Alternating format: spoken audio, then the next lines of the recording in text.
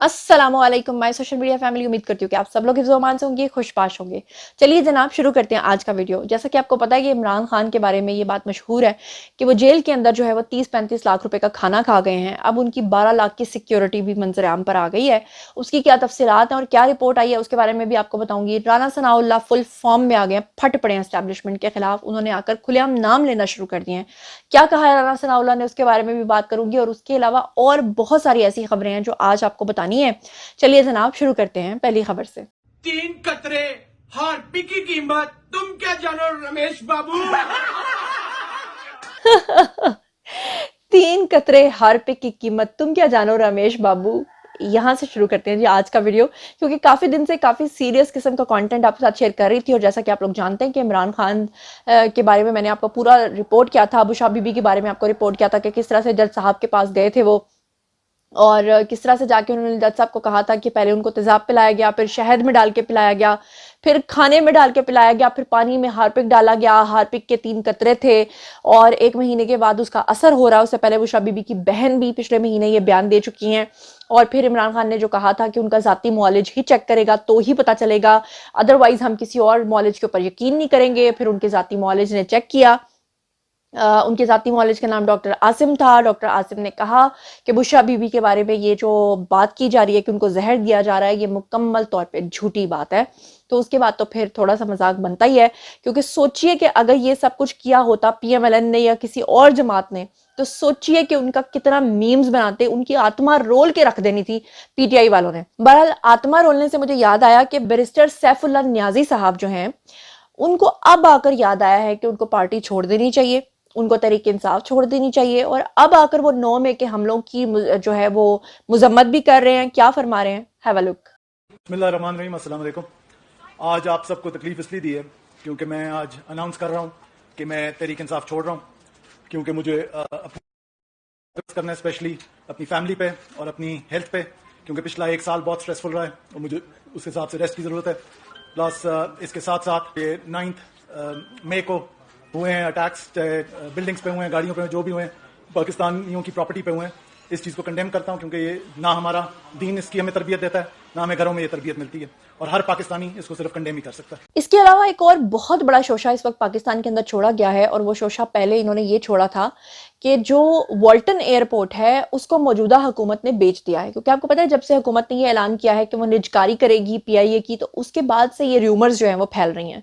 लेकिन जब उसकी तहकीकात कराई गई तो पता ये चला कि इमरान खान ने बुजदार दौर में अपने दौरे हुकूमत में उसको 99 ईयर्स की लीज के ऊपर बेचा, ठीक है। और वो काम इमरान खान का था और वो मौजूदा हुकूमत के गले पड़ गया। और मैं हैरान हूँ नून लीग वालों के ऊपर और दूसरी जमातों के ऊपर कि जब उनके ऊपर इल्जामात लगते हैं तो उनकी सोशल मीडिया टीम कहाँ गायब हो जाती है। ना वो किसी चीज़ की तस्दीक करते हैं, ना वो किसी चीज़ की तरदीद करते हैं, ना वो खुद को डिफेंड करते हैं। वो क्या करते हैं, पीटीआई, सोचिए कि उनका सोशल मीडिया सेल कितना स्ट्रांग है कि एक तरफ वो खुद एक एयरपोर्ट को बेचते हैं और दूसरी तरफ आकर वो दूसरी जमात के ऊपर इल्जाम लगाते हैं और उसको आगे से काउंटर करने वाला ही कोई नहीं है। सुभान अल्लाह। जाहिर बात है जब इस तरह की चीजें होंगी तो उनका हौसला बढ़ेगा, और जब हौसला बढ़ेगा तो वो और ज्यादा ये चीजें करेंगे। अब उसकी समझ लें कि उन्होंने एक्सटेंशन कर दिया। एक्सटेंशन उन्होंने ये किया है कि उन्होंने एक और इल्जाम लगाया है। उन्होंने कहा कि सियालकोट का जो एयरपोर्ट है उसको बंद कर दिया गया है बेचने के लिए। तो मैं आपको बता दूं कि ये खबर भी मुकम्मल तौर पे झूठ है। सियालकोट एयरपोर्ट जो है, जिसकी 6 मई से 18 मई तक आर्जी बंदिश हुई थी, उसके ऊपर प्रोपेगेंडा किया जा रहा है इस एयरपोर्ट को जो है वो बेचा जा रहा है। ये सरासर झूठी खबर है। सोशल मीडिया पे लोग जो है वो बगैर तहकीक के इस खबर को फैला रहे हैं। ये मुकम्मल तौर पर डिस इन्फॉर्मेशन है। 12 दिनों के लिए इसलिए बंद किया गया था एयरपोर्ट क्योंकि वहां पर मुरम्मत जारी थी, पूरे एयरपोर्ट की रेनोवेशन जारी थी। लेकिन अफसोस की बात यह है कि उसको भी मौजूदा हुकूमत के साथ जोड़ दिया गया और मौजूदा हुकूमत का सोशल मीडिया सेल जो है वो सत्तू पीकर या पता नहीं कुछ और पीकर सोया पड़ा है। एक और खबर की तरफ जाना चाहती हूँ, और बहुत ही दुख के साथ ये स्क्रीन के ऊपर आपको नजर आ रहा होगा कि रमजान के महीने में अगर कोई उम्रा करने के लिए जाता है, अल्लाह के घर जाता है, तो वहां जाकर उसका हाथ जो उठता है ना, वो अश्कबार होकर उठता है, क्योंकि वो अपने गुनाहों पे नादिम होता है। उस वक्त इंसान को नहीं देख रहा होता, साथ आए हुए शख्स को नहीं देख रहा होता, चाहे महरम हो चाहे ना महरम हो, उसको नहीं देख रहा होता। इंसान अपने गुनाहों के ऊपर नदामत के साथ अल्लाह ताला के आगे गिड़गिड़ा के उसकी बारगाह में माफ़ी मांग रहा होता है। लेकिन अफसोस की बात यह है کہ پی ٹی آئی کے لوگ جب بھی وہاں جاتے ہیں وہ نعرے بازی بھی کرتے ہیں, وہاں جا کر جھنڈے بھی لہرانا شروع کر دیتے ہیں, غار ہرا کے اوپر جا کر پی ٹی آئی زندہ باد بھی لکھ دیتے ہیں. یہ بات میری سمجھ سے باہر ہے. ویسے سعودی حکومت کو اس کے بارے میں کوئی ایکشن تو لینا چاہیے کہ کسی بھی سیاسی پارٹی, یہ نہیں کہ پی ٹی آئی, کسی بھی سیاسی پارٹی کا جھنڈا اگر وہاں پر حدود کے اندر داخل بھی ہوتا ہے تو اس کو سخت سے سخت سزا دی جانی چاہیے, ادروائز یہ سلسلہ جو ہے اسی طرح سے جاری رہے گا. اب اگر پروپیگنڈے کی بات چل ہی رہی ہے تو مریم نواز اس سے کیسے بچ سکتی ہیں؟ مریم نواز کے خلاف تو دن رات پروپیگنڈا ہو رہا ہے. یہ سبی کاظمی نام کی ایک آئی ڈی ہے جنہوں نے لکھا ہے کہ مریم نواز نے ورکرز کے کمپیوٹرز کو ہاتھ لگایا تو سامنے عمران خان کی تصویر نکل آئی, حاسدین عمران اسے ایڈیٹنگ کہیں گے, دیکھ لیجئے. یعنی وہ کہہ رہے ہیں کہ عمران خان کو دیکھ رہا تھا ایک مریم نواز کا ورکر, اور جب مریم نواز نے ایک دم جا کے اس کے لیپ ٹاپ کو ہاتھ لگایا تو فوری طور پہ جب مریم نواز نے دیکھا تو وہ شرمندہ ہو گئی کیونکہ سامنے عمران خان کی تصویر کھلی ہوئی تھی. اور وہ کہہ رہا ہے کہ اس ویڈیو کو حاسدین جو ہے وہ ایڈیٹنگ کہیں گے, جبکہ یہ صحیح ویڈیو, جبکہ حقیقت یہ کہ واقعی ایڈیٹڈ ویڈیو ہے. آپ کو اسکرین کے اوپر ویڈیو نظر آ رہا ہے یہ سبی کاظمی کا, اور جو اوریجنل ویڈیو ہے وہ دیکھیے کہ وہاں پر مریم نواز کیا دیکھ رہی تھیں. اور یہ ویڈیو جو ہے نا چیف منسٹر کی تھانہ شالیمار کی ویڈیو ہے, جب وہ وہاں پر گئی تھیں اور وہاں پر وہ فرنٹ ڈیسک کے بارے میں معلومات لے رہی تھیں, اور فرنٹ ڈیسک کے اوپر ان کو جو بتایا جا رہا تھا اس میں کہیں عمران خان کی دور تک کوئی ویڈیو یا تصویر نہیں ہے. لیکن کمال کی بات ہے بھائی, پی ٹی آئی کا جو سوشل میڈیا سیل ہے وہ بہت سٹرونگ ہے. میں کہتی ہوں کوئی دوسری جماعت ان کا مقابلہ نہیں کر سکتی. اب اگر سوشل میڈیا کی پروپیگنڈے کی بات چل ہی رہی ہے, اور جیسا کہ میں نے آپ کو دکھایا کہ کس طرح سے یہ لوگ اللہ کے گھر جا کر بھی پی ٹی آئی کے جھنڈے لہرا رہے ہیں, تو ایسے میں یہ جو اللہ معاف کرے میرے سامنے ایک پوسٹ آئی ہے, اس کو دیکھنے کے بعد تو مجھے انتہائی شرم سے ڈوب مرنا چاہیے. یہ خبر بھی آپ کے ساتھ شیئر کرتے ہوئے, لیکن یہ پروپیگنڈا ہے, یہ آپ کو بتانا بہت ضروری ہے. یہ مہوش نام کی ایک آئی ڈی ہے جو لکھتی ہے کہ اگر نبوت کا سلسلہ ختم نہ ہوا ہوتا تو یہ شخص اس زمانے کا نعوذ باللہ اللہ معاف کرے کہتی ہے کہ جی نبی ہوتا, اور آگے لکھ رہی ہے ماشاءاللہ. تو جناب آپ دیکھیں کہ کس طرح سے یہ لوگ پروپیگنڈا کر رہے ہیں, کس طرح سے ایک زانی شخص کو پھر اللہ معاف کرے مجھے کہنا پڑتا ہے کہ یہ لوگ اس قدر نیک ثابت کر رہے ہیں. ابھی گزشتہ روز میں نے آپ کو بیان سنوایا تھا جس میں صنم جاوید کی والدہ نے کہا تھا کہ وہ عمران خان کی فالوور اس لیے ہیں کیونکہ عمران خان آیتوں کا ترجمہ ٹھیک سناتا ہے, جبکہ عمران خان وہ عمران خان ہے جس کو خاتم النبیین نہیں کہنا آتا, جو روز قیامت کو روز قیادت بولتا ہے, جس کے بچے یہودیوں کے گھر میں پل رہے ہیں, اور وہ نواز شریف جس کے بچے پوتے تمام حافظ قرآن ہیں. لیکن بات پھر وہی ہے کہ سوشل میڈیا اتنا سٹرونگ ہے کہ وہ جو آپ کو کہانی سناتا ہے آپ اس کے اوپر یقین کرتے ہیں, آپ کو کیا پتا کہ سچائی کیا ہے. اب جیسا کہ کچھ دن پہلے یہ خبر آئی تھی کہ عمران خان جیل کے اندر جو ہے وہ 35-40 لاکھ کا پتہ نہیں 50 لاکھ کا کھانا کھا گئے تھے, اور لوگوں نے کہا تھا کہ یہ کیا کہانی ہوئی, یہ اتنا مہنگا کھانا کیسے آ گیا عمران خان کے لیے. اور پھر بھی عمران خان نے جج صاحب کے کان میں جا کے کہہ دیا کہ زہر دے دیا گیا ان کی اہلیہ کو, ان کو ہارپک پلا دیا گیا ہے. اس کے باوجود ذرا آپ یہ دیکھیے کہ یہ ایک نئی رپورٹ آئی ہے جو اس وقت میں آپ کے سامنے رکھنے جا رہی ہوں, جس کو سن کے آپ کا دل دہل جائے گا. عمران خان کے لیے جیل میں 7 سیل مختص کیے گئے ہیں, یعنی کہ 7 رومز ان کو دیے گئے ہیں. سیکیورٹی کا ان کا خرچہ جو ہے ماہانہ وہ 12 لاکھ روپے ہے. یہ ایڈوکیٹ جنرل نے اپنا بیان جمع کرایا. اب میں آپ کو اس کا حساب دیتی ہوں کہ 12 لاکھ کیسے. لاہور ہائی کورٹ میں بانیہ P T I Imran Khan کو جیل میں سیکیورٹی دینے کی درخواست کے اوپر سماعت ہوئی, جس میں ایڈوکیٹ جنرل نے عدالت کو اس حوالے سے آگاہ کیا. ایڈوکیٹ جنرل نے عدالت کو بتایا کہ عمران خان کے لیے اڈیالہ جیل میں 7 سیل مختص کیے گئے ہیں. ایک سیل میں انہیں رکھا گیا ہے, جبکہ ارد گرد کے 6 سیل بھی ان کے لیے ہی مختص کیے گئے ہیں, جن میں سے ایک میں جا کے وہ ایکسرسائز بھی کرتے ہیں. ایڈوکیٹ جنرل کے مطابق انہوں نے کہا کہ جیل میں 10 افراد کے لیے ایک سیکیورٹی اہلکار ہوتا ہے, جبکہ بانیہ پی ٹی آئی کے لیے 14 سیکیورٹی اہلکار تعینات کیے گئے ہیں. اور جس اسپیشل کچن سے, یعنی عمران خان کے لیے ایک اسپیشل کچن بنایا گیا ہے جہاں سے بانیہ پی ٹی آئی کا کھانا ان کو جاتا ہے, اس کچن میں کسی اور کے لیے کچھ بھی نہیں بنتا ہے سیکیورٹی پوائنٹ آف ویو سے. ایڈوکیٹ جنرل نے مزید بتایا کہ عمران خان کے جیل میں ماہانہ سیکیورٹی کے اخراجات 12 لاکھ روپے ہیں. بانیہ پی ٹی آئی کے لیے سی سی ٹی وی کیمرے بھی لگائے گئے ہیں, اور کیمرے لگانے کے اوپر 5 لاکھ روپے کا خرچہ بھی آیا ہے. اور جس جگہ سے ان کا, جس کچن سے ان کا کھانا جاتا ہے, اس کھانے میں بھی یعنی اس کے اوپر بھی سیکیورٹی کے اہلکار مامور ہیں, اور ان کا کھانا جہاں پر بنتا ہے کسی اور کو وہاں سے کھانا نہیں جا سکتا. اس کے باوجود پروپیگنڈا اس قدر سٹرونگ ہے کہ عمران خان آرام سے باہر نکلتے ہیں اور آرام سے جا کے وہ جج صاحب کے کان میں کہتے ہیں کہ ہارپک 3 قطرے. ایک اور ویڈیو بہت زیادہ وائرل ہو رہا تھا, یہ شخص آپ کو اسکرین کے اوپر نظر آ رہا ہوگا. یہ شاہد جٹ ہے جی، اس کا نام شاہد بھٹی کے بعد پیش خدمت ہے جی شاہد جٹ. وہ پہلے شاہد بھٹی تھا نا جس نے گالیاں دی تھیں، اور وہ بھی پولیس کا کانسٹیبل تھا، یہ بھی پولیس کا کانسٹیبل ہے. شراب پی کر رمضان میں سر عام گھوم پھر رہا تھا، اور پھر وہاں پر کسی ولاگر نے پکڑ لیا، اور ولاگر نے کہا کہ، اور ولاگر نے بڑا سمارٹ گیم کھیلا. اس نے بڑے نا اس سے سوال کرنے کی کوشش کی کہ اداروں کے نام کیا پیغام دو گے، آئی جی کے نام کیا پیغام دو گے، جان بوجھ کے، تاکہ اس کو ریٹنگ ملے، تاکہ اس کے منہ سے، وہ تو نشے کی حالت میں، کوئی نہ کوئی گالی نکلے، کوئی نہ کوئی بات نکلے.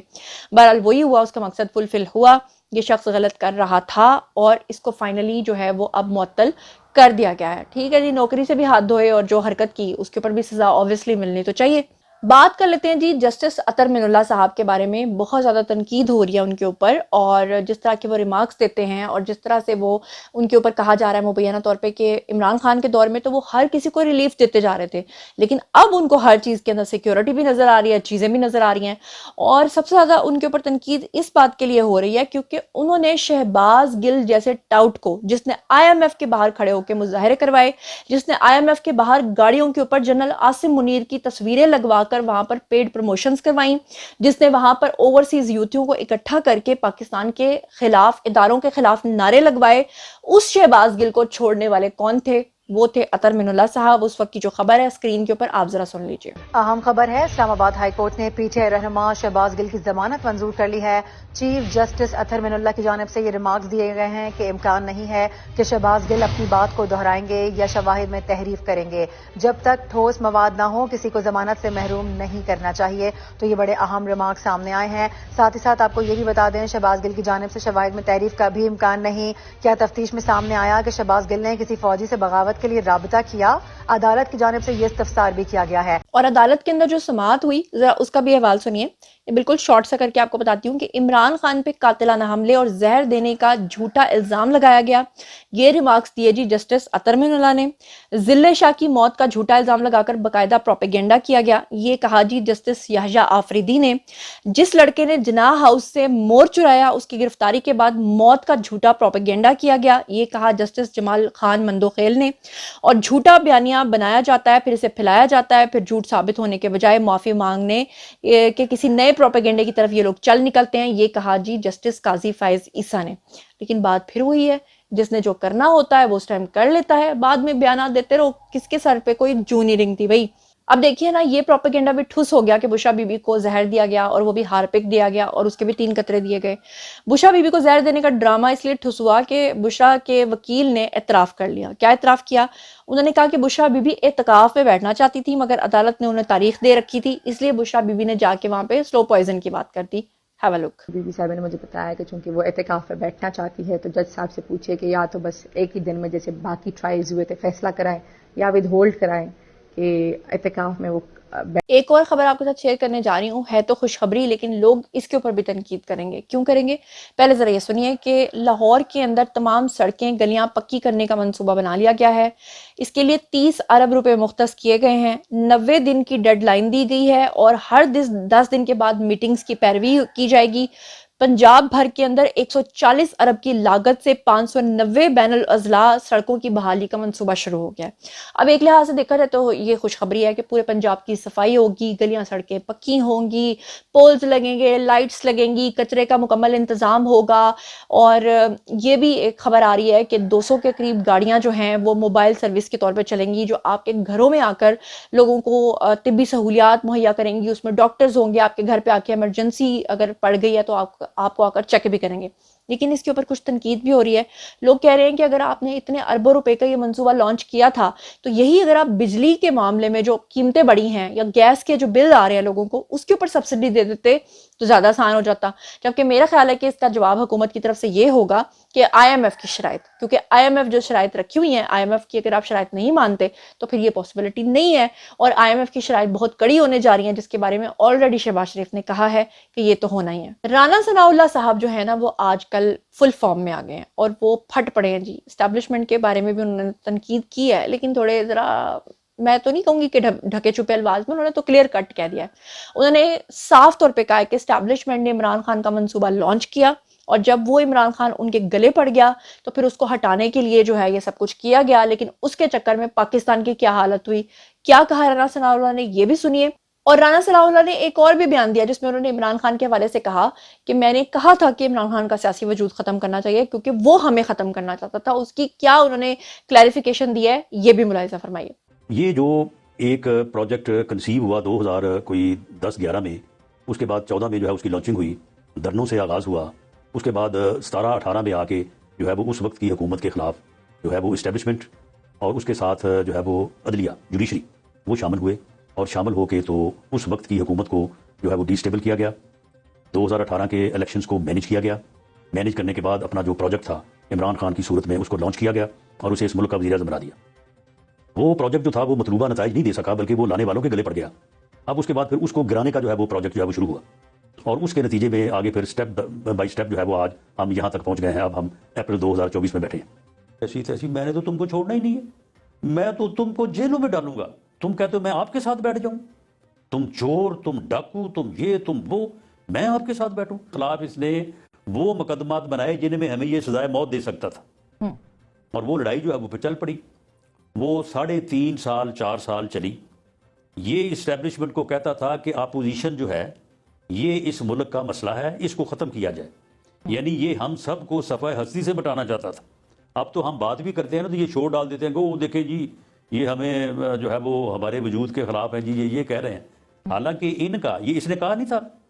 جب یہ چین کا دورہ کر کے آیا تو اس نے کہا نہیں تھا کہ جی وہاں کا قانون بہت اچھا ہے، اگر میرے پاس بھی اختیار ہو تو میں بھی 500 آدمی جو ہے نا اس کو پھانسی چڑھانا چاہتا ہوں. جی تو آپ نے سنا کہ رانا ثناء اللہ نے کیا کہا، اور رانا صاحب جو ہیں انہوں نے ابھی کچھ دن پہلے محسن نقوی کے اوپر بھی تنقید کی. انہوں نے کہا بڑی مہربانی ان کی کہ وہ وزیر داخلہ بن گئے ہیں، وہ چاہتے تو وہ وزیر اعظم بھی بن سکتے تھے. اس کا مطلب یہ ہے کہ ان کا اشارہ اسٹیبلشمنٹ کی طرف سے تھا کہ آج کل محسن نقوی جو ہیں وہ اسٹیبلشمنٹ کے منظور نظر ہیں، دیٹس وائی وہ کچھ بھی بن سکتے ہیں. اور آج کل مطیع اللہ جان جو ہیں وہ کافی زیادہ غلط رپورٹنگ کی وجہ سے الزامات کی زد میں آئے ہوئے ہیں، تنقید کی زد میں آئے ہوئے ہیں. نئی گاڑی بھی انہوں نے خریدی ہے، لوگ ان کے اوپر کافی الزامات اٹھا رہے ہیں، مطلب لگا رہے ہیں. اور ماضی میں وہ کس طرح سے بے عزت ہوا کرتے تھے پی ٹی آئی کے ہاتھوں، ذرا یہ کلپ ملاحظہ فرمائیے. مطیع اللہ جان کو الزام کا سامنا ہے کہ فوج کی بیرک میں ان کے ساتھ لیکن